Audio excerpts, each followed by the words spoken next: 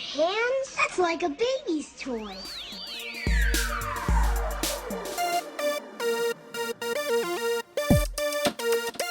I'm totally Batman.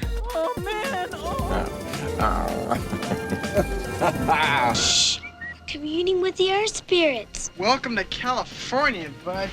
Cowabunga. The world of magic.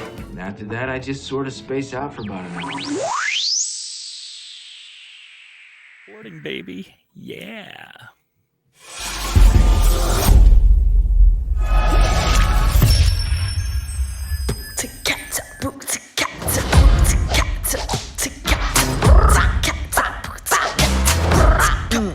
Let's go.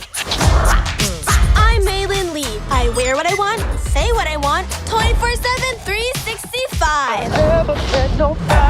I know, it's a lot. But I don't got time to mess around. Je me fromage blanc. All about that hustle, am I right?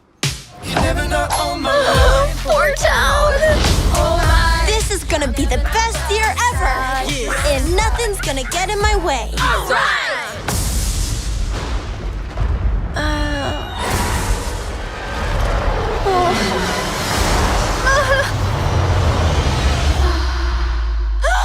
Mei, breakfast is ready.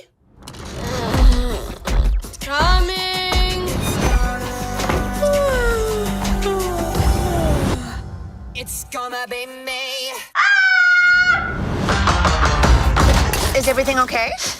I'm a gross red monster. Don't look at me. Stay back. This happened already? What did you say? Hello, everyone, and welcome to the Secondary Heroes podcast. This week, we're talking about the latest Pixar film, and we're also going to pick our top 3 Pixar movies of all time. Does Turning Red make the cut? I don't know. Let's find out. This is your host, Trevor, and joining me as usual is... Hey, guys, it's Prague. And it's Alexander Wolfgang. And we have a couple special guests joining us this week. It's Jennifer Nerdy Curious.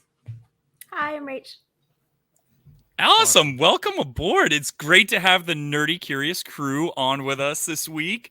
I was sitting here thinking, I don't know how 3 dudes could really talk about this movie without having a female perspective. It would have been interesting for sure, but, you know. Awesome. So if people don't know out there who Nerdy Curious is, why don't you guys kind of give a little synopsis of who Nerdy Curious is? I'll turn that to Rach. She's better at this. We're a collective of 4 women who are nerdy and curious, hence the name. We have a blog, a podcast, and a live stream, and we talk about all things fandom. Yeah, more than what we do. That's great. Yeah, pretty much. Yeah, and I try to catch you guys' live stream whenever I can. I know we talked pre-show. I caught the OC episode, which I still very upset that I was not a part of because I definitely love that show. You never we're not know. here to talk about the OC. We're here to talk about Turning Red. Kind of like my face is doing right now as I'm chatting. Trevor, why don't you lead the way? So, if you're new, and even if you're not, we're going to start off the show with our spoiler-free ideas of what we thought of the film. How was it? Was it good? Was it bad? Does it mean anything to us? Does it resonate? All those different things that people are debating online for no reason. Just enjoy film. But they're not, so we get to talk about it. And then after our socials and all that fun stuff, we're then going to go spoiler, talk all of the ways about Turning Red, and then finally round it out with each one of our top 3 Pixar movies of all time. So the question is, who wants to go first? I'll go first. Okay. Why not? I don't know. I actually just finished this movie right before I came out here, and I really enjoyed it. I actually thought that it was super. It was different. It wasn't anything like we've seen before in the Pixar world. I liked that it had a totally different aesthetic. It had a different feel. I mean, it went to a different country that you don't really see a lot of in movies just in general. And I know that we're going to be touching on that a lot more because we have 2 from that country right here. So that'll be really cool. But yeah, I really enjoyed it. I think visually, this was gorgeous. I loved the visuals in this movie. And the the graphics, just even, and this isn't a spoiler. Obviously, there's a big red panda in this movie. The fur on that panda looks so incredibly fluffy. I want to squeeze and hold it, and I want a big fluffy red panda for myself. Anyways, that is where I'm gonna stop. Well said. Thank you, Dog. There's a giant red panda in this. I totally missed I that. had no Spoiler idea. alert! Did not know. Awkward. Frog, why don't you go next, man? Sure. I thought this movie was really cute. I actually didn't even realize it was a Pixar film until afterwards. To me, like it felt like what's the other animation company's Illumination? DreamWorks? No. Illumination, I think it's called. Oh, the one that makes like the Illumination. Sing. Yeah. So Minions? it felt like it looked kind of more stylistically like that, which isn't a bad thing or a good thing. It felt like it was part of that production company, to me. But overall, like I really thought it was a cute story. It was something we haven't seen before, and really impressive that this was the director's first movie that she's ever directed. Whoa, I didn't know that. Kudos to her. I do feel like this could have been maybe a little bit better told episodically. Like it was that kind of that fun, like, kids in school kind of feel to it, rather than like a feature-length film type of story to me. Like I would have liked to have seen more vignettes from the different characters. That's neither a good thing or a bad thing. That's not a criticism necessarily of the film. It felt like, to me, that's what I would have rather seen this as. It seemed like it could have been a fun, like, after school kind of cartoon show for kids or families. But regardless of that, I think the message was really well done. Just like any other Pixar movie, I did tear up. I did not cry, but it was a really nice ending to it. Not to spoil anything. But I think that this one is kind of an important film in a lot of different ways that we will touch upon when we go into spoilers. But I do think that this is something that should be shown to both girls and boys. Yeah. Nice. For me, I definitely agree with you guys. The fun thing, I also decided to watch the making of documentary where just that was really fun to see all the people who went into making it and having it come together. I think the one part I disagree is the uniqueness of it. Like, I know we've gotten a million billion different versions of coming of age for boys, and oh look, he has an erection, and oh my god, he has wet dream, and all that kind of stuff. I love that we have a different perspective, but just from the Pixar catalog, I couldn't help but think of Brave the entire time, just with her relationship with her mom.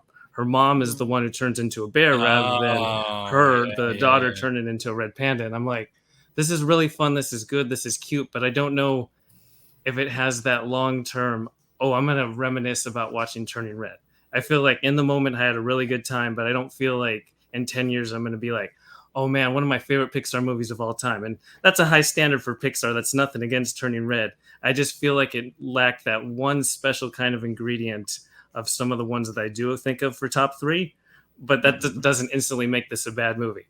And it's a delicate way to like describe a movie that you enjoy while saying it's not one of the best, when again Pixar has just such a pedigree. It's not like, oh, this is the best, DreamWorks film or something, like, that it's a bar that is tough to reach. And so I really enjoyed Turning Red. To Prog's point, everyone should watch this movie regardless of anything. And I might not be a female, but the 2002 time period is perfectly when I was in this time of school. So all those little shout outs and Easter eggs were great. Jen, why don't you take it from here? Sure, yeah. I did not enjoy the movie, so much so that I ended up watching it 3 times. Whoa, really? Yeah, did not like it, if you couldn't tell. I wasn't expecting that at all. I thought this was going to be glowing reviews all down the line. I know. Cool. All right, now I gotta get comfortable. I actually, I don't think Alex got the joke. To be honest, I didn't. I didn't get it. To be honest, I really liked it a lot. So I ended up watching it 3 times. Edit me out. Edit me out, dude. Keeping that in. This is great. That's quality content. I'm embarrassed. Ouch. You're turning red, huh? Wow. Turning red. Oscar goes too. For what? Good job, Jen. Thanks. No, I really enjoyed it. I thought it was a great movie, and really great of Pixar to allow the story topic to be told, because it's something that is still sort of taboo in society. Depends on which country you're in. Like in well, we can touch about a bit more, but like in Asian countries, you don't really talk about periods and stuff like that. But to have it like, do you know what I mean? Like, but to have a topic about, you know, identity and all that stuff, especially in Asian culture, is important as well. So I thought it was a great movie, and everybody should see it, regardless of age. Unless you are really, really young, then you might not understand it. But you might like all the pretty colors. You'll like the pretty colors, and you'll like love the pretty colors. And then just watch it a couple years later. Then maybe you'll get the topic. But yeah, it hits really you different. Yeah. Rach. Well, I really enjoyed the film. I think it was. I know a lot of little girls growing up, especially me, when Mulan came out, it was like the first time that we felt like a Disney princess represented us. But I feel like in a lot of ways, Mei represented me in a very primal way. The first time I watched it, the moment I started crying, I couldn't stop, which psychologically, I think that's just something I need to like reflect and like and figure out for my own personal well-being, mentally speaking.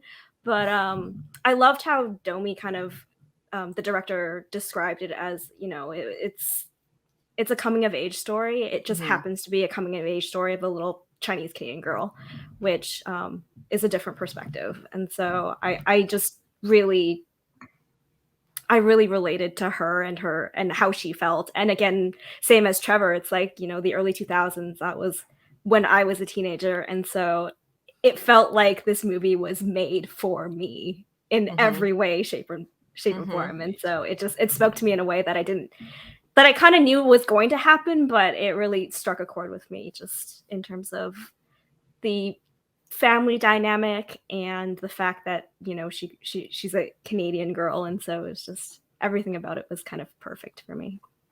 So yeah, highly recommend. Yeah. All right. Wonderful. And I love to hear that this hit you in like almost like a personal level, to where you felt emotionally attached to the character. I think that's awesome, you know, and that's why we really wanted to bring you guys on, not just because you're Canadian and women and gosh, I could keep going on, but it's great. It really is. I'm really interested in what you guys have to say about this. So let's get through the socials really quick, because I'm sure you guys have a lot more to say about this movie.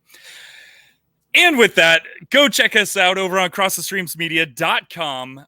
Cross the Streams Media, you can check all of our episodes. You can see all of our videos. You can leave a voicemail over there. You can be a part of the show by leaving a voicemail. You can rate and review the show over there. And if you don't want to go to crossthestreamsmedia.com, you could go to all social media, which is Twitter, Facebook, Instagram, all that stuff, at Secondary Heroes. I try and keep up with comments as much as possible, like through YouTube. I know that YouTube, we've been getting a bunch of new comments and new listeners through YouTube. So I want to thank you all for listening and watching over there. And I'm going to try to, as much as possible, keep up with all your comments. Not that there's 1,000 coming in. It's like maybe 3 per episode, but still, it's not like we're checking it every day or anything, but I'll keep on top of it. But anyways, that is at Secondary Heroes everywhere. And once again, Cross the Streams Media. Yeah, that's right. All this is free for you, and it's priceless to us. Awesome. I was trying to point at these guys, but it came out looking really weird. Don't watch YouTube. I feel like we're going to have to do a lot of editing on this episode. My God. That's crazy. You're just doing shake weights, right? Shake weights. Completely, yeah. Shake weights. Shake weights. No. No? They're pretty great. Okay, let's move on. So, again, if you've not seen Turning Red and you're worried about spoilers, we're going to spoil the movie, but also keep in mind this is a Pixar movie, and it's pretty much we are introduced to character gets high points, character gets low point, character resolves and is happy. So we Well, got that. Thanks a lot, everybody. Thanks for joining in. This has been a great episode. So it's more about the specifics of what goes all into that. And I think my favorite part is just all the anime referential stuff with the art style of they went over the top of just making it, to Alex's point, not like other Pixar movies. They went super stylized and different and not just trying to maybe replicate the modern world or go to a full-on fantasy realm, to kind of merge the two. I completely agree. That was one of the things that I wrote down was I love that they're going with this anime aesthetic, but still keeping it a little bit grounded enough to where we could still be attached to this without feeling like this is a full-on anime. I think I read. that's- Oh, sorry. No, go ahead. I think I read somewhere. I forget which news outlet said, but in one interview they partially stylized it to make it similar to Sailor Moon with the whole eyes, the animated eyes when they go all like gaga, and they get all of the like light dots in the eyes. Yeah. My goodness. Yeah, it was Absolutely. very. They channeled a little bit of Sailor Moon, and I was like, oh, okay, I get it now. Which Sailor Moon was huge in that time period is 90s super and hot for 2000. Sailor Moon, yeah. Oh yeah. I thought it was the perfect blend of East meets West in that same kind of way, that in being Chinese Canadian, in that you're finding that kind of where you fit. And a lot of that came in through the art styling. And so it kind of worked really well in resolving these two halves of a character in the way that everything was animated. So I thought that was a really smart choice. Yeah, and I think that's why, like, for me, like when I said it didn't feel like Pixar, and I think that's the reason why, is like it had its own flavor to it. Like the art style was completely different. Even the intro, the title sequence was fantastic. It was like unlike anything we had seen in a Pixar film or really any animation film. It was just playful and fun, and it felt like we were introduced to the character immediately, like right in the title sequence. Like, here I am, I'm goofy, I'm weird, I'm quirky. I fell in love with the main character right away, and that was a great way to have the story start, is by introducing us to her. Absolutely. And you said a word right there. You said flavor. I've got to bring up that food scene. God. I was wondering when we would be talk to this. Oh no, I wanted to talk about this so bad. Right once that food scene happened, I was like, oh, it was the greatest scene of just showing food in animation style, and I'm like, why can't this food be real? It is. Well, no, I mean, It is. yeah, but come on, they really made it look. They made I mean, it that look was super perfect. glossy. Yes. Glossy, yes. Perfection, but technically they're all real dishes that Oh they no, absolutely. done. Yeah, so it's all Cantonese style food that you can find. It made me want it all. Right. You Give me more. Well, I more. mean, you can order it. If you have a Cantonese how to restaurant make it. nearby, you can order it. I'm sure. But I want to watch it be made like it was made in the movie. Yeah. Super slow motion and glossy. Yeah. Don't know. It when was a that's thing of gonna beauty. happen. It was a thing of beautiful beauty. animation. That animation was perfect to me. Why do you think that was partly the reason why I watched it 3 times? For the food alone. And the food never stops. The food just keeps coming throughout the whole movie too. And I'm like, golly, man, I need this. I feel like part of it's cultural too. It's food is a big part of our culture. And when I say our, I mean like Rach and I are Chinese. We're Chinese Canadians, so that's why I think I could say this on her behalf too. Like why we both really relate to this movie a lot, and we really relate to the character Mei Lee a lot. So because essentially it's like looking at our younger selves from before and really being like, oh, finally, yes, I'm not alone. Like someone gets me, So yeah, but food is a big part of our culture. Like you don't say hello to somebody, you say, have you eaten yet? That's your hello. It's like, have you I eaten need yet? more friends like you guys down here. So anytime you go to someone's house, the first thing the the mom or an auntie or a grandma will ask you is, have you eaten yet? And it doesn't matter if you're a girl, boy, old, young. That's all they ask you. Have you eaten yet? Yeah. And if you say yes, they'll be like, really? Really? Are you sure? You sure? I feel like you need more food. Hey, Bam, pile it in, baby. Pile it in.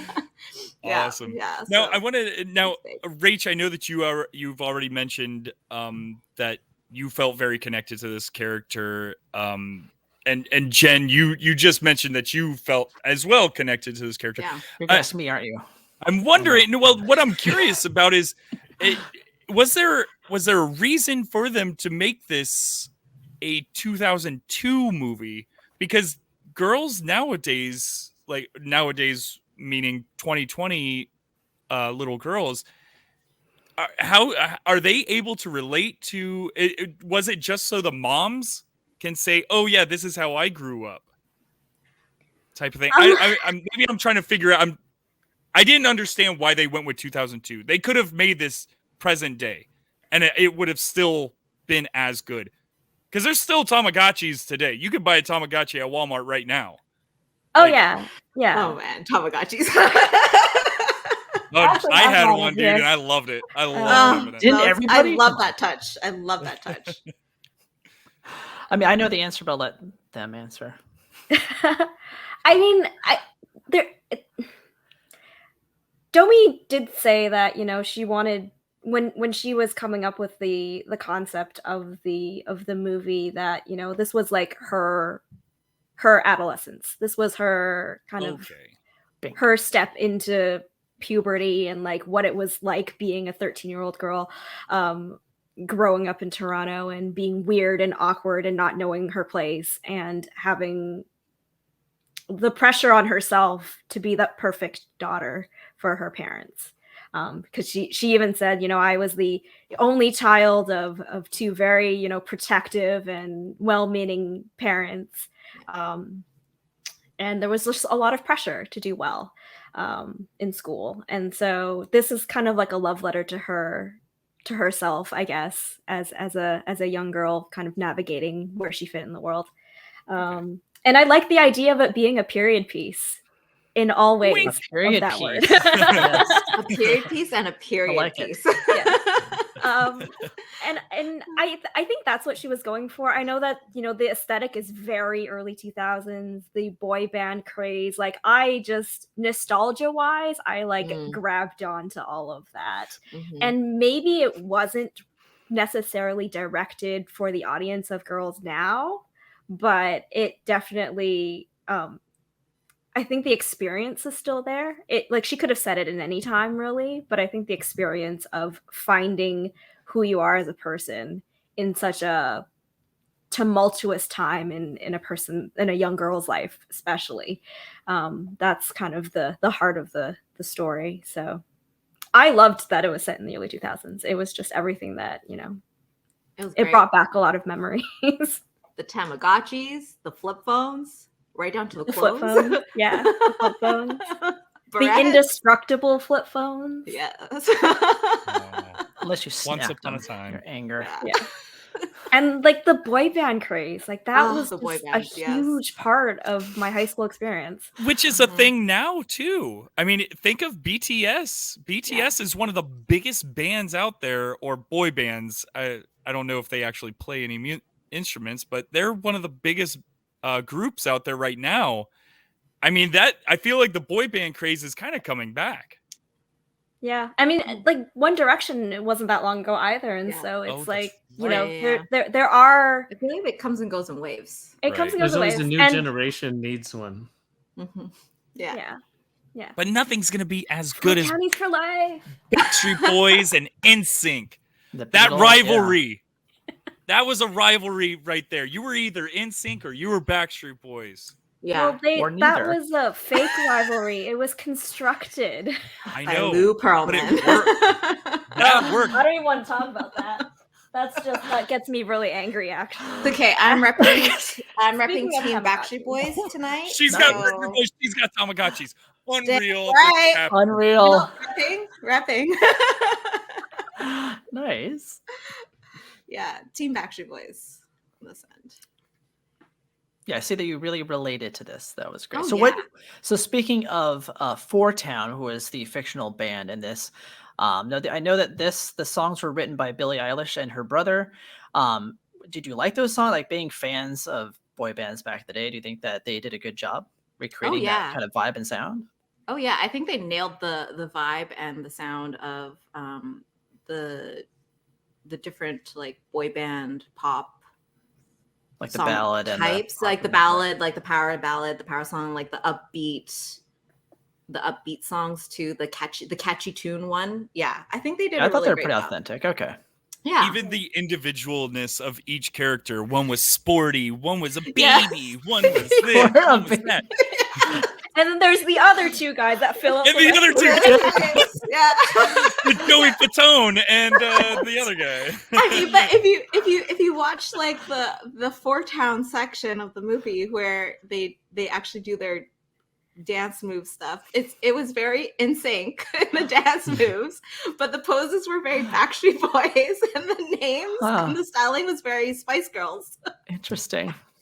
I did not pick up on that, but And nice. the name is very O-Town. And the very name is very O-Town, exactly. Oh, O-Town and All for One. 98 degrees. God, there was a lot back then. Holy crap. Yeah, it was a lot of boy The bands late back 90s, early 2000s was like the pinnacle of the boy band. Westlife. Westlife? I don't was, know that one. Oh yeah. They're the British. I was gonna say, are they Australian? Canadian? No, I think they're Australian. That explains it. Okay. Well. Very cool. Wow. Did you Fairly guys? certain Westlife's from the UK. Oh, wow, you got that pretty quick. So, did anybody have a favorite scene? What was their favorite scene? Trevor, we haven't heard from you in a while. You want to start us? I mean, it's tough because I feel like the climax was a little bit of a letdown. Like, we understand the dad's joking about the mom's panda being super big, but I didn't think we needed a kaiju-sized mom. No? It just... When she comes around the corner with those big glowing eyes, I'm like, oh my god, this is amazing. It's a great design. It feels like unconnected to, like, her daughter there's nothing they can do. Like, even the mom, there's just nothing. The grandma's like has no place with what she's capable of. So I think my favorite kind of scene is probably just, I don't know. It's tough. They're all kind of blended together because there's the what's the guy's name? The boy who is like their rival. Devin. Oh. I don't remember what they go to his birthday party, and I don't know what his name is. Tyler. Tyler. Yeah. There's like no Tylers allowed in the room or whatever for photos. It was Tyler. Because I love his party and just her having to debate to like try to get away from the whole family dinner and the obligations there and get to the party just to literally go against everything they're trying to do at the same time. It's a fun juxtaposition of her character. But to Prog's point, the introduction to herself, so we get to know her right away, that's a really good job. But speaking of Devin, I think the mom going and bringing the little drawings to the 7-Eleven. Oh, Devin. That was one of the most awkward things ever in cinema. God. It was so good. It was so well done. Yes, I kept like cringing. I'm like, oh no. Oh, it was so cringy. That was such a great depiction of cringe. Yeah. Not gonna lie, I was so uncomfortable. Yeah, I sat there and I'm like, oh God, no, not going this, there. not this. Okay, just taking Your it parents this far. do that to All you, right. no matter who you are, male or female, at any age, like they will embarrass you. Oh god. Well, especially at the crush. Yeah. Well, I mean, like in the Asian culture, it's like as a female, everybody needs to know what you're doing, where you're going, who you're going with, how long you're going to go out for, how you're going to get home, where you're going, what you're doing, everything. And then when one person knows, like say your mom knows, you tell your mom, then your grandmother will know within 5 minutes. Your aunts will know. If you're like, and then like everybody in the family tree will know what's going on. Yeah, so that's very for me. It was typical. That's how I grew up, and I don't think my parents would ever embarrass me in that way, though. But that they was, wouldn't. like, They wouldn't over the embarrass top, me. That was over crazy. top. Yeah. I was. Okay, I was alright. cringing Yeah, that was so over the top. hard. I don't think my parents would ever in a million years, even at that age, would have done something like that. They wouldn't have gone to the supermarket and like embarrass me in front of my friends, but they would do the whole like, okay, you know, I have to tell them I'm going here. I'm going to from this time to this time. I'm going to be with this person and these people. And this is how I'm getting there. This is how I'm getting home. Yeah. So gnarly. I had that. Yeah. I mean, she totally died in that sequence. The rest is just after memories where she actually becomes the full-on red panda. She died. Yeah, right that's then it. and That's there. what the story is. That was it. That's the dark turn of this movie. Totally missed it. She died of Thank the you for cringe. explaining that to me, Trevor. I'll watch it in a new light now. Yeah. So for myself on the favorite scene, besides that food scene, the scene where she actually does turn into the panda and she's running through the streets and running home. So I'm a cameraman. That's my trade. And they did something where it was steady cam. They did a heavy steady cam where they were following the mom or like running backwards with the mom running towards the camera. And it just looked so clean and so good to me that I was like, I actually made a note. The Steadicam movement is amazing. And I'm sitting here thinking, this is an animation. They can make everything Steadicam. But this right here, it looked so good. It looked like there was a cameraman running through the house with the mom. And I don't know, it just, that to me hit me real hard. I just loved it. And I loved seeing the scenes of her just slow motion jumping from rooftop to rooftop as the panda for the first time. I was digging that whole running home scene. It was a fun scene. That was going to be one of my top scenes.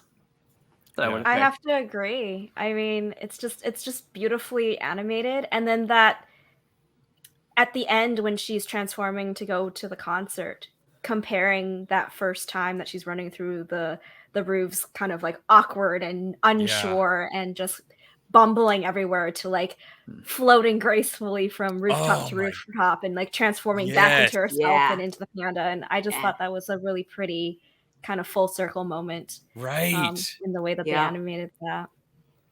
Very cool. Yeah. Yeah. Just my other scene that I really liked was the funny thing about this movie, and usually when I'm watching animated films is usually it's like an action sequence or like a specific thing that sticks out in my mind. But for this one, it was the moment that her dad finds the camcorder with the recording of all of her friends and like he brings it to her and she's like, I'll delete it. And he's like, no, this is like this side of you. It made me laugh. And like that moment, the second I started crying in that moment, and every single time that I watched it, that was the moment that really, really got me because I was just like, oh, me too.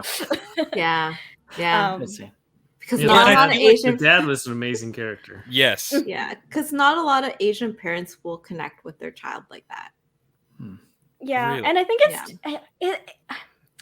I feel like it's definitely a generational thing. I feel like it's getting better in a lot of ways in terms of communication.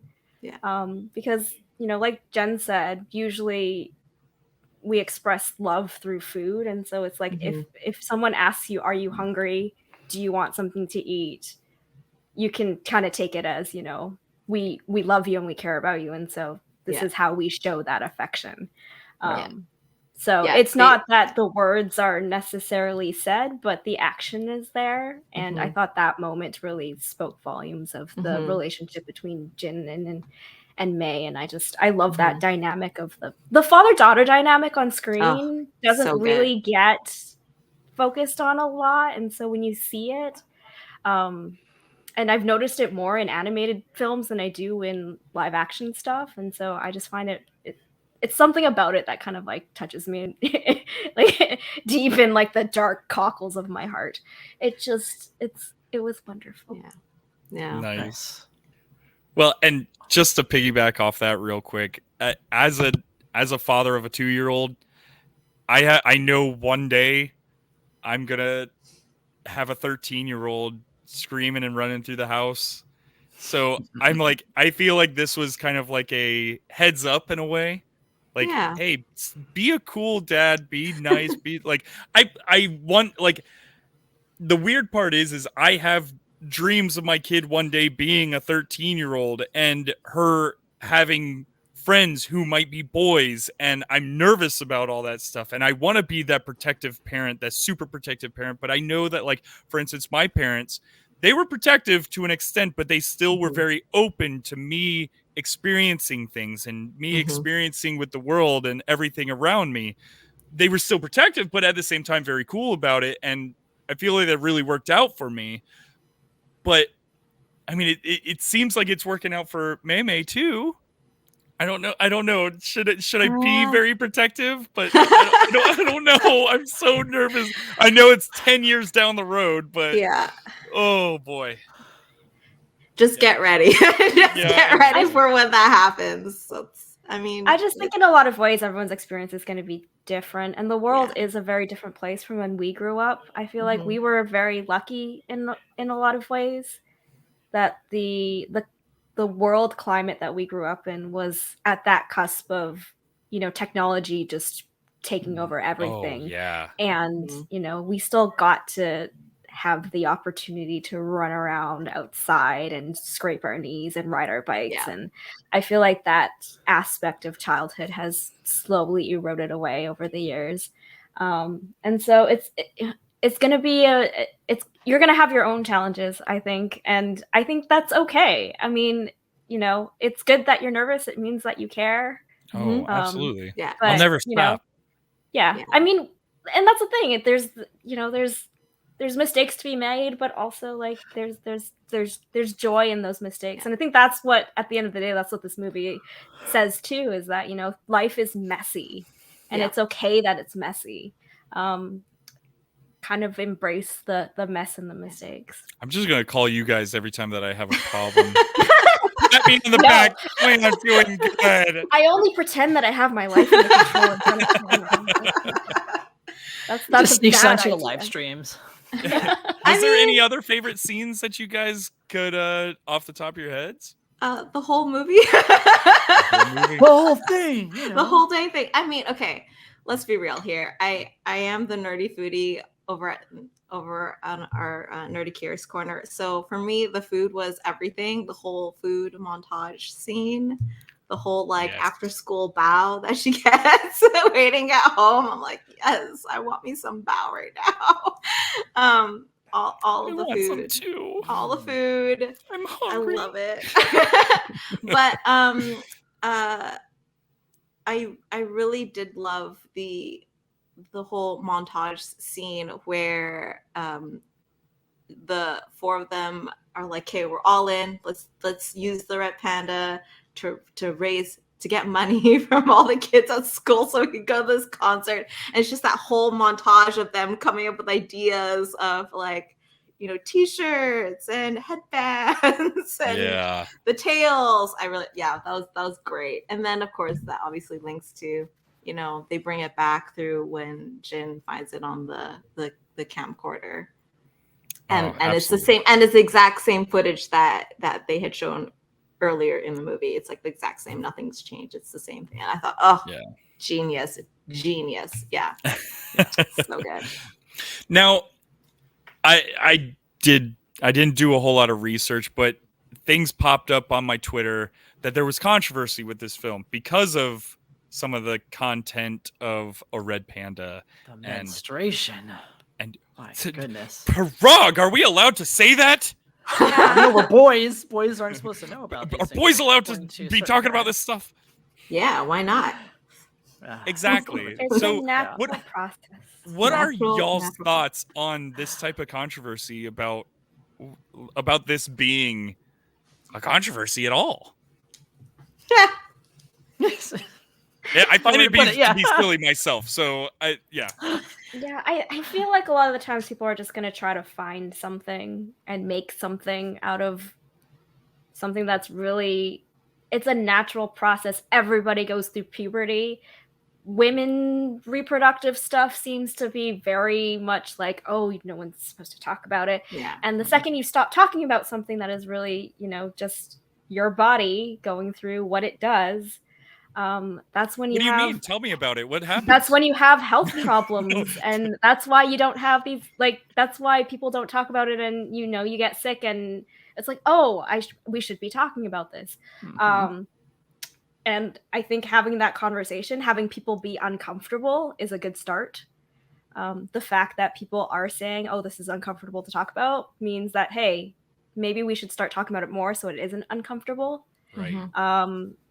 And I think that's, it's long overdue. I feel like we should be talking about our periods more comfortably, so that we don't have issues with our reproductive system as we get older.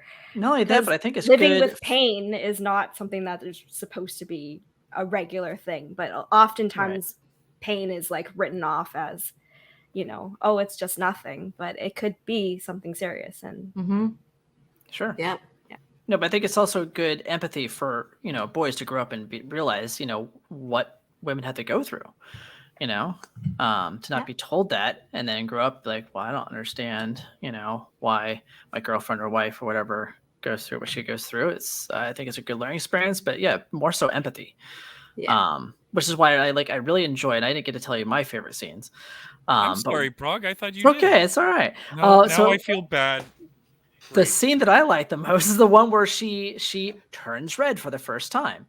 Because I thought that was the most genuine moment of like the whole thing. It was like everything she was going through, like not all of it is specific to girls. I mean, it's like boys are the same thing. We start to smell weird and act crazy and get hormonal. And I thought it was brilliant how like the director chose to represent whether it's puberty or menstruation as turning red, as becoming this big giant, fluffy panda. Adorable panda. It's adorable, but it was also kind of scary to her, make you look in the mirror like, oh my God, why do I smell funny and why do I look weird? And I'm awkward now and I get angry for no reason. And why do I start liking people that I never liked before? It's like, I hate that person, but I'm also attracted to that person. It's like that whole thing of like her like sneaking in the shower and yelling at her mom. It's like, it's hilarious to me. It's like, it's relatable to like everybody. So I thought that was really, really well handled, I think. Especially with both parents like running around the house like, oh God, it's time, it's happening. Oh no, what do we do? It's happening. Oh my gosh, yes. But also piggybacking to that, I also really liked how Domija was just like, they as a creative team, they decided, let's have Ming come in with like a whole box of pads and be like, overnight, maxi, regular. It's like everything, because guess what? Yeah, every girl's period is different. Everybody goes through a different cycle, and it's not a one size fits all type of thing. So yeah, I really like that. It was just like, yes, we're gonna put it in there, and it's gonna be out there, and people can talk about it. Magical puberty. Cinema. Yeah. I don't think we have very many young listeners, so I think our demographic is like 30 to 40. So hopefully it's just they've all been interesting through it. how much the movie emphasizes two main things. First, when you give different creators voices, you can actually connect to different people, which I don't know. It like Disney and Pixar get a flack for, oh, you're not doing enough, you're not doing this. But at least they're given voices that don't often get voices.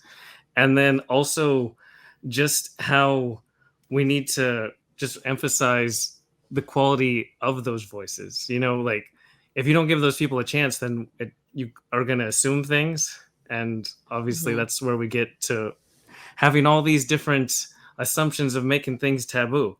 Like this whole movie, it really shows we have taboos in our society of things that we shouldn't. Like to Prague's point, how many guys do, once they start dating girls and have girlfriends, don't understand what's going on because their parents didn't talk to them from that angle? Like it makes it super awkward where you learn about it from your girlfriend rather than from maybe a health class, because our health classes are super limited for unknown reasons, or from your parents or anything, because it's not just a woman's journey. We're all coming from the same place. It doesn't matter who you are. We all start in the same exact place. Yeah.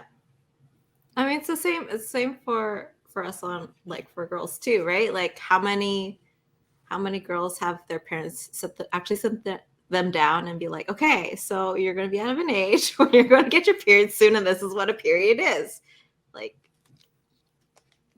yeah, and I also just love the fact that in the movie, Ming was like, I thought I would have more time, and that's essentially what ends up happening is that you think that it's not going to happen sooner rather than later, and then it's just like it happens, and it's like all panic mode because it's just that's how it was when you were told, and so it like perpetuates. And the more open the conversations are, I feel like that is a vehicle to help ease parents into like having that conversation either earlier, which I think should be a thing. If you're talking about puberty in a scientific biological way, I feel like that's the correct way to like kind of get that conversation started, and not to make it sound gross or like that it's like something that you should be ashamed of.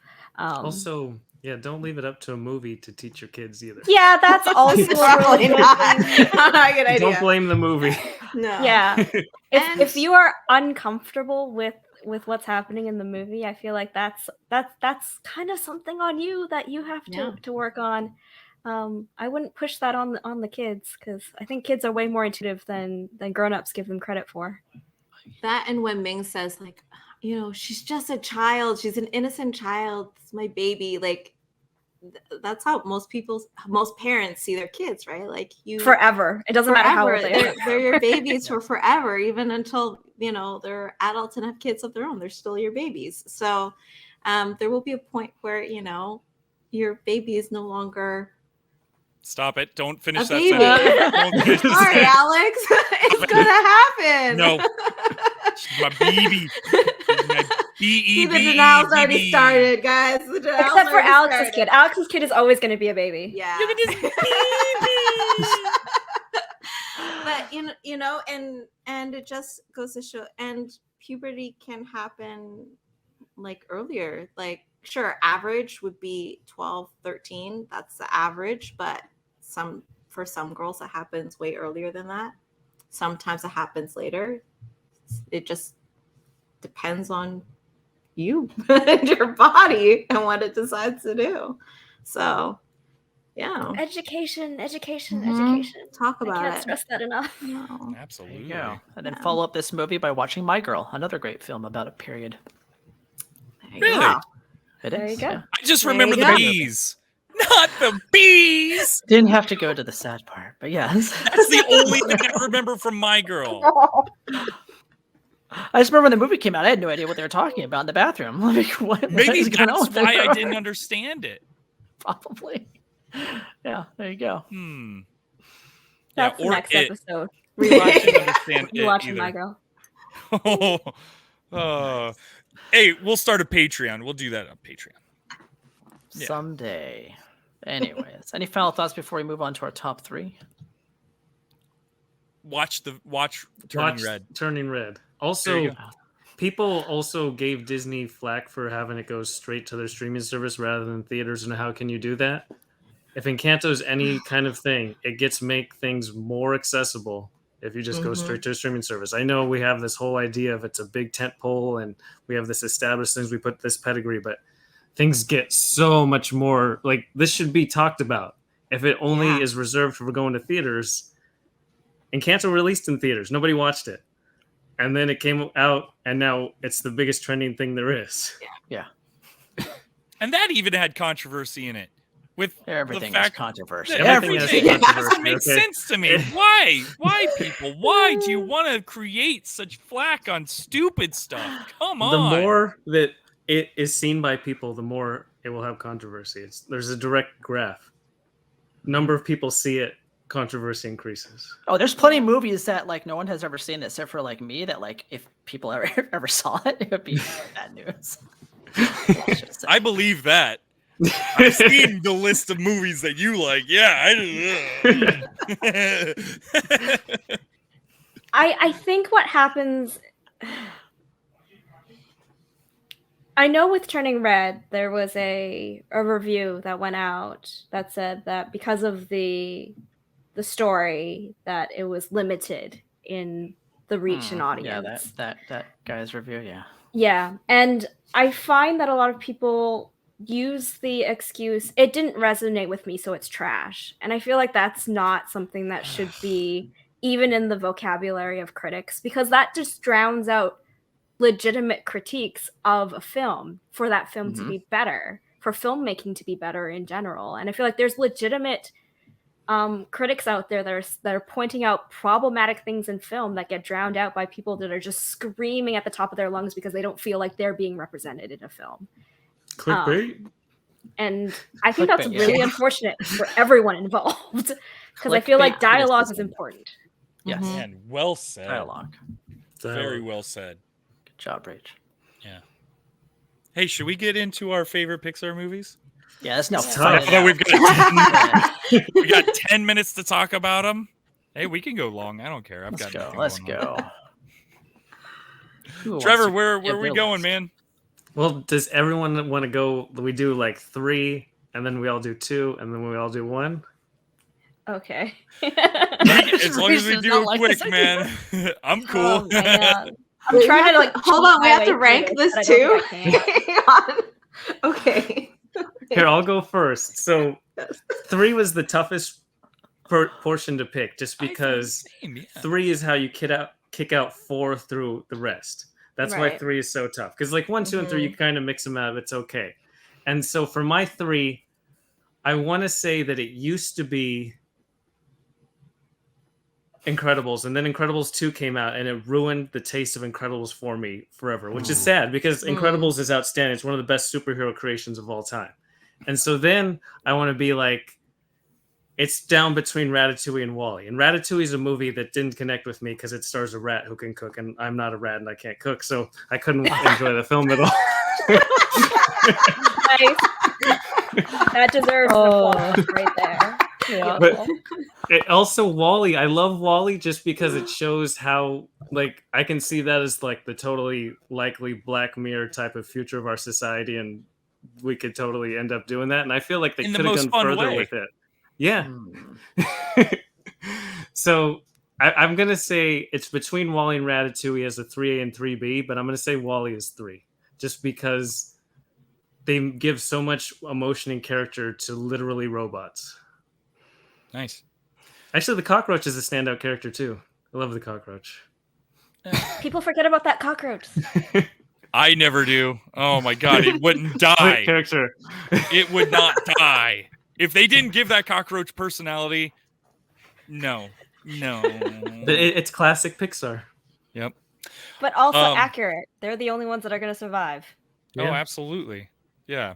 I'll go next. So mine was kind of a 3-way tie in a way. That's mine what was I just did.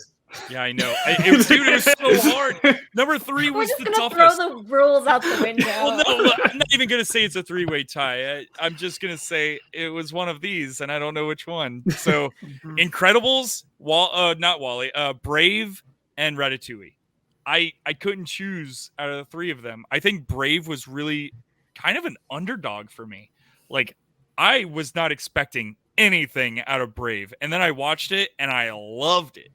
I loved everything about it. I thought it was such an interesting and at the time, yeah, it was a pretty unique story. I thought so until you brought up the fact that this new movie is now the same thing.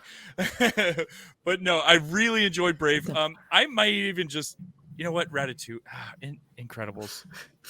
It's tough, man. You know what? That's a 3-way tie, man. Screw it. Three-way It's a 3-way tie. tie. I like all 3 of those. I have a set 1 and 2. Yeah. Number 3 was the toughest. So I'm right there with you, Trevor. Yeah. So that's my 3-way tie right there. Okay. I'll go next with my number 3 then. So my number 3 is going to be Monsters, Inc. And I think it's because, like, I have a vivid memory of a whole bunch of us guys in film school watching this in an editing bay together, like just geeking out over an animated film. Like, we thought it was so well done. The jokes were amazing. We oohed and awed at everything. And yeah, it's a film that I could watch over and over again and just absolutely love. So that's my number 3. Nice. Keep it short and I sweet. like it. Jen, how about you? Okay, I didn't realize we had to rank these from like first. Don't second, worry and about third. ranking. That's me. But so my number 3 would be a tie between, well, because now we're all talking about food. Another tie. It's because we're talking about food, so it's going to be a tie between Ratatouille and Domishi's very first Pixar, which was a short called Bao. Nice. Great. Yeah. Nice. Yeah. Yeah. With Bao inching just a little bit, maybe inching just a little bit more than Ratatouille. Because again, it's because it's so cute. It's the Asian culture, and I can relate to it as well. Of parents wanting to hang on and you wanting to just want to grow up, and I relate to that. Check that out. I've never actually heard of it. I'll have to check that out. Yeah, it's Domishi's. So the same director who created Turning Red, her very first one was called Bao. Very cool. Okay. Yeah. And spoiler alert, our cousins in it. Oh, nice. Yeah. So slightly biased, but a little bit. Yeah. But overall, though, Bao was bring tissues. Oh, then never mind. I don't want to cry. Yeah, bring tissues. Yes, you do, Alex. Yes, you do. Yeah, there you go. That's so cute. If you're watching on YouTube, you would have seen Prague pick up his Bao character. Yeah. Sorry. Okay, Anyways, great. Good one. I'm terrible at picking these kind of things. Anytime someone says, "What's your top 5? What's your top 3?" and I'm just like, wow, I'm glad we decided to do this. Yeah. And it's tough because there's just so many. I mean, Monsters Inc. is really special. I feel like one that kind of gets overlooked a lot is A Bug's Life. I feel like that was one of the ones that kind of like clearly sticks in my head for some strange reason.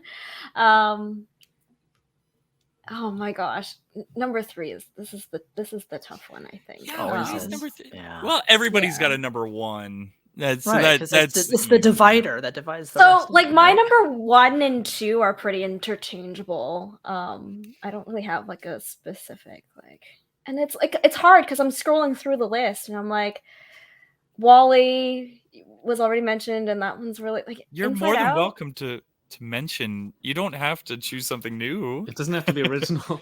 I mean, Ratatouille's mentioned 3 times. I mean, they're just also good, which is like really frustrating. Okay, I think I'm gonna go with WALL-E as my number 3. Stick with WALL-E. There you go. Nice. WALL-E.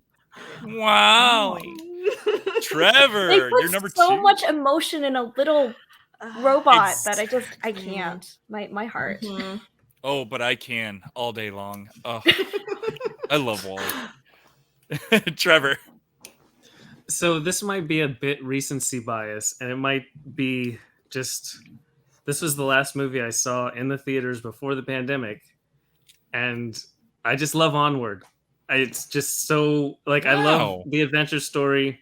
I love the brother relationship. I love the D&D references, but just the realization at the end of that he had his brother to grow up with the whole time. So good. Like, it's such a journey about his dad, and he cares so much about it for an hour and 30 minutes, and then finally he figures it out. And then Chris Pratt and Tom Holland, I love their voice work. They do such a good job together. This movie's so good. Wow. Solid, man. I was not expecting that. It's a good one. Yeah, I want to actually quickly talk about Onward. I feel like it didn't get the recognition it deserved for a Pixar film. Mainly, I mean, most of it was because of the pandemic. But I don't remember where I was on, but it was like someone's stream and we were chatting about it, and someone mentioned in the chat, oh, it was because Onward was geared towards young boys. And I had to take offense to that a little bit because I was just like, it's an adventure film about 2 brothers finding the bond that they have with each other, and and as someone who lost a parent young, and having a little brother, like that really like hit me like a truck. Like that last scene, I remember like watching Last it on scene my kills computer, ya. and I was just like, I couldn't even see what was happening because I was crying so hard. Oh, But like, wow. I just think it didn't get the attention that it's so justfully deserved. So yeah, shout out to Onward. I feel like that everyone should go see that movie. Yes. There you go. Yeah, I love that Double movie feature. too. Love Very that movie cool. too. Yeah. Wow, and great story that you had with that you could connect with that so much. That's awesome. My number 2 is going to be very quick. We've already pretty much discussed it. WALL-E. Love WALL-E. It's my number 2. Love. Wally pulling ahead here. Dude, I Double love poll. amazing. How can you not love WALL-E? It's fine. And it's a cautionary tale Did you for just people. say it's fine? Yeah. No. Get out. Oh, God. Okay. You know what I think is just fine? I Monster prefer Short Inc. Circuit too. What can I say? Johnny 5 is alive. Oh my God. You know what? What's your number 2, Prague? Oh, that's a pop I would love. WALL-E. I had to do a hot take since Trevor wasn't doing any hot takes. Oh. So there's my Go ahead, hot take. I Prague. like What's the your number movie. It's just 2? not my number 2 or 3. My number 2 is aptly Toy Story 2. Oh. Wow. What was it So about hot the second? take. I didn't know that Toy Story 2. I can never remember that it exists. I'm pretty sure nothing. See, I'm happens one of the other few than they people add that probably Jessie. like this movie. So there you go. There's your opposites. I don't care for WALL-E, but I do love Toy Story 2 a lot. Cool. I'm with you, Prague. Toy Story 2 is really good, especially for the song. I feel like that song that Jessie sings is probably one of the most She gets heart-wrenching. left behind. Yeah, it's one of the most Yeah. heart-wrenching in the trilogy. songs Yeah. ever The trilogy. written. Pixar, Disney. It's up there in like the Waterworks songs, and it's one of the few Disney Pixar songs that I actually learned how to play on the piano, and so that kind of has a very special place in my heart. Cool. Wow. There you I go. love that you have stories for each one. This is great. I'm a Disney Pixar kid. It's one of those things that I found like deep comfort. It was this and Studio Ghibli films. Those were like the two kind of like anchors of animated films that I just found extreme comfort in. Nice. Yeah. Yeah, Cool. and Rach, she just nails what like Michelle could be in Rach's spot. It's so great that I love that you're on this episode. I mean, it's the same thing. She talks about it all the time. Cool. gosh. Jen, what is your number 2? Inside Out. Did not Inside see Out. that one Solid. coming. Yeah. Nope. choice. Did not see that Yeah. one coming either. Coming in from left field, Inside Out.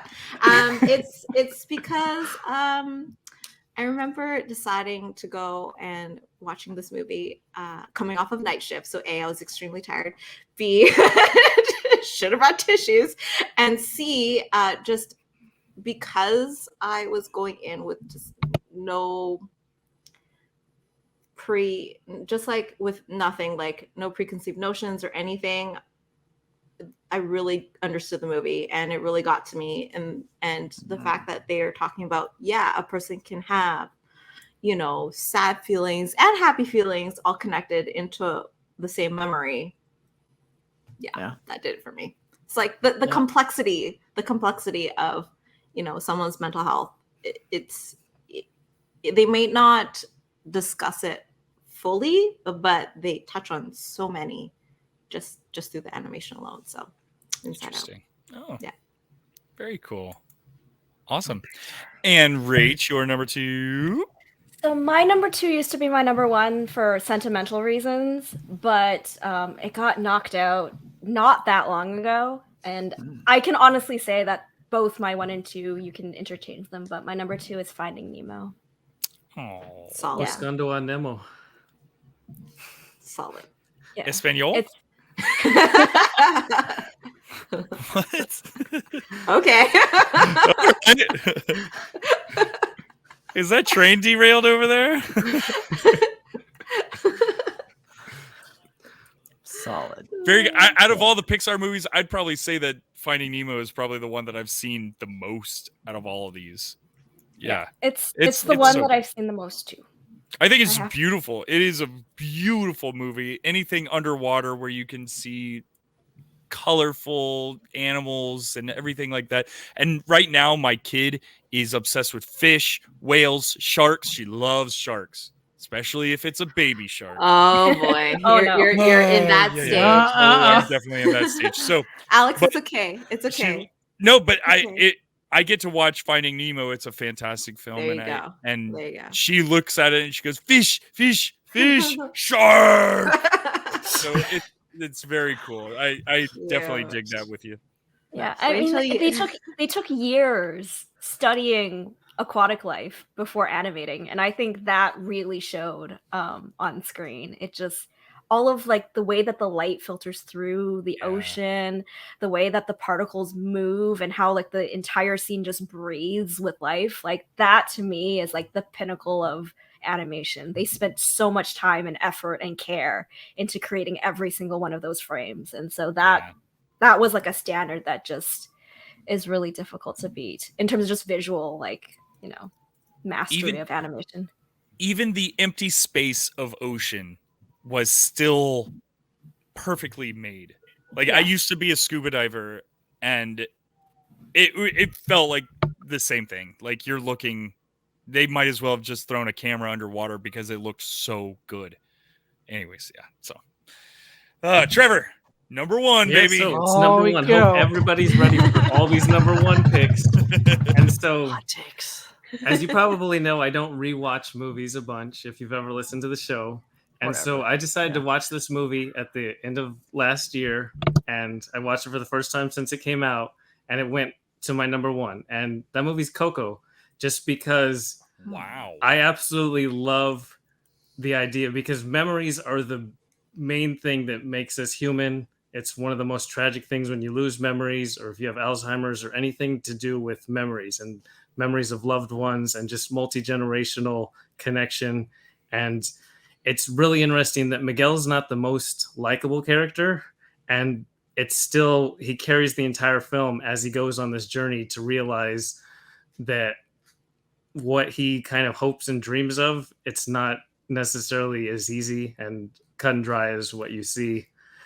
And I think my only downside is that their depiction of the afterlife is based on people's memories of you. And so Ernesto de la Cruz is the absolute worst, but he has a gigantic mansion because he is beloved. And I just think of all the celebrities in our society who are despicable human beings, and in this depiction of the afterlife, have an amazing afterlife. That's me thinking too deep. When I just look at the movie itself, it's amazing. But yeah, just the idea of they really nailed multi-generational memories and love across all kinds of different families. Yeah, I'm going to jump in and say that's also my number one. High five. I also have a very complicated relationship with thinking about Coco as well, because of the fact that the idea of the way that they gatekeep the afterlife is very much like the the allegory of like immigration and how like that needs to be changed in a lot of ways. And so I have like this weird, my brain goes to weird places when I watch that film, because I'm super emotional and like invested in the stories and invested in the culture. I feel like they really represented Mexican culture in a way that no other Hollywood animated film has ever done before. And so that to me was like a huge step forward in a lot of ways. And just the traditions, like having the traditions of honoring the dead. And there's so much in that movie. Every time that I watch it, I notice something new and interesting from the corner of my eye. And so that's definitely near the top. Wow. Very cool. Wow. I still haven't seen Coco because I've always thought this movie is going to make me cry hard. I made the mistake of watching it for the first time on a plane, and that was like not okay. The young woman sitting next to me looked over multiple times and asked me if I was doing okay, and I said, "No, I'm not. I'm not." No. Like I'm watching a PIXAR movie. It's like, I don't know what they're pumping in those planes, because I watched the new Ghostbusters movie on an airplane just recently, and at the end of that movie, I'm crying and I'm looking around and people are going, "Hey, look at this guy." Oh my gosh. Yeah. For me, it was Big Hero 6. And I distinctly remember this because I was flying with my dance team, and there is me, and we're all just sitting in different areas throughout the plane. So it's just me and some stranger, and literally bawling my eyes out. I'm watching Big Hero 6, and the person next to me just giving me side eye every 2 seconds. Be like, what's wrong with her? What's wrong with her? She's watching a cartoon. What's wrong with you? Big Hero Hey, 6. this podcast is now top Pixar movies that makes you cry. All right, let's do this. All of them. Right? There's feel very like- few of them that doesn't, at least, Spark emotion. Right. Yeah. I feel you Pixar get misty-eyed on almost all of them. There are a couple of exceptions, which I'm not going to talk about. they need a caption that says tissue warning. have Kleenex nearby or something. We should start in 3, 2, 1. Yeah. So speaking of number one, hey, my number one, sentimental value. I'm gonna go with Toy Story, the original, the first, the one. Toy Story was one of those movies. Like in my head, I feel like it was one of the last movies that I watched as a little kid with my parents. Like that, my parents willingly wanted to watch with me. Like, you know what I mean? Like when you're that little kid, and right once you hit that point where it's like, okay, well, you're not so much a little kid anymore. Now you're watching the Tom Green show, and that's a Canadian thing. That for you escalated guys. quickly. Yeah, but I was just about to say, I'm like, that's a left turn. well, no, but I mean, when you go from being a little kid to a teenager, and all of a sudden it's like now you're wanting to watch MTV and all of this goofy stuff, like this stuff, like Tom Green show. The dude was practically a cartoon, just in real life, so it really worked to go from cartoons to him. But that's why it had that sentimental value. Is I feel like I still remember it with my parents and watching it with my parents, and remember being a little kid and getting excited to put the VHS of this movie in, and my parents going, yeah, let's watch this. We'll watch this with you. Let's do this. I'm like, that was the last like true memory of being a little kid was Toy Story. So that, wow, holy crap. All that crying talk. Let's move on. Prague, what's your number one? Wow. Okay. So my number one is unquestionably Finding Nemo. I've watched this film so many times. I quote this movie all the time. I love it so much.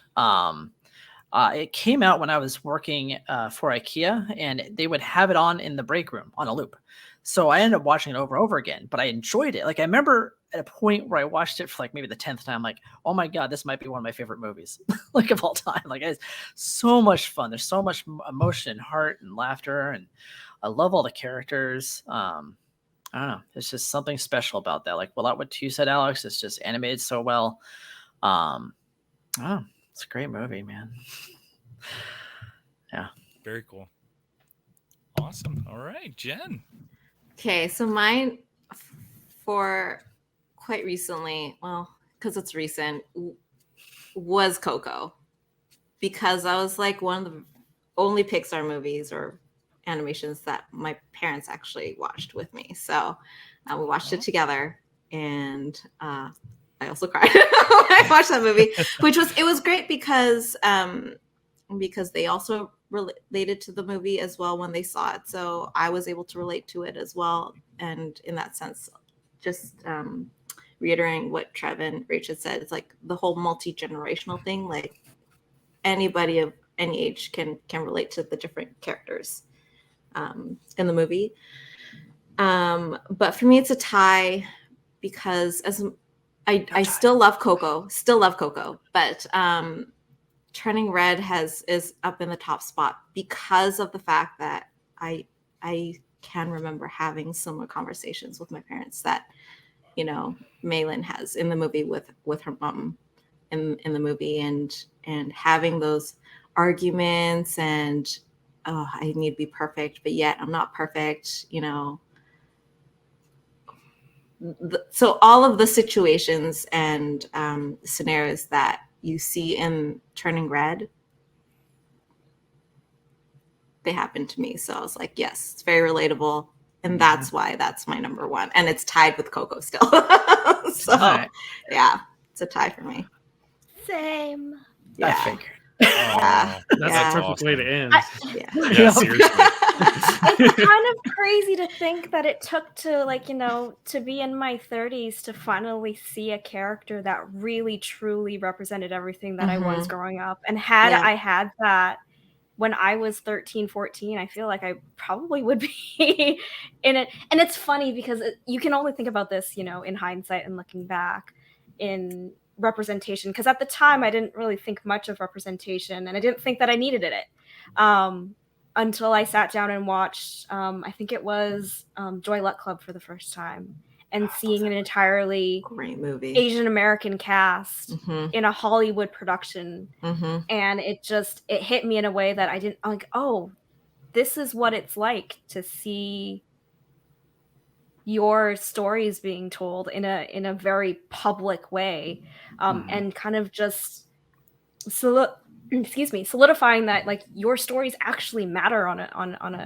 a world stage.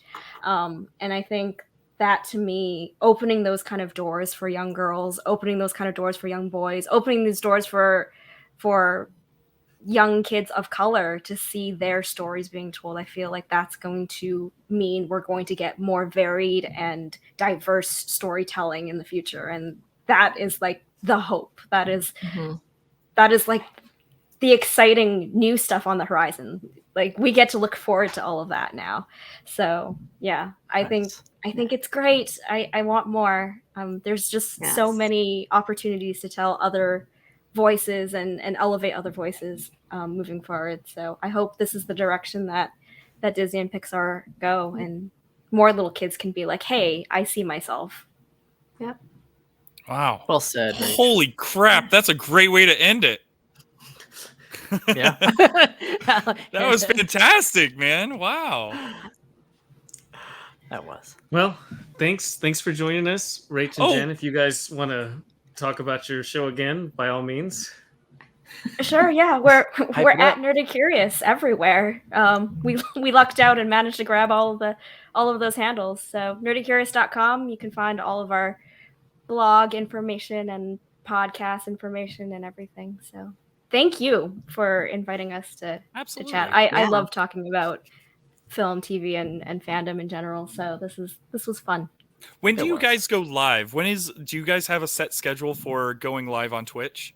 We do. We go live Mondays and Thursdays at 5 p.m. Pacific. And we have a chat show on Monday streams. We talk about what's kept us distracted, what we've seen recently, any controversies that we notice on the World Wide Web. And then on Thursdays, we usually invite a guest and we talk about things in fandom. Toxic fandoms, boundaries, representation, all sorts of things. Serious and fun. I feel like there needs to be a balance out there. Absolutely. Wow, very cool. Yeah, I plan on tuning in, so I'll be there. Thank you. Yeah, we like to think it's a fun space. It is. Yeah. Very cool. All right. Well, thank you again. Yeah, and to everyone listening, we hope you enjoyed, and we'll talk to you next time. Frog out. Adios, y'all. Bye. Bye.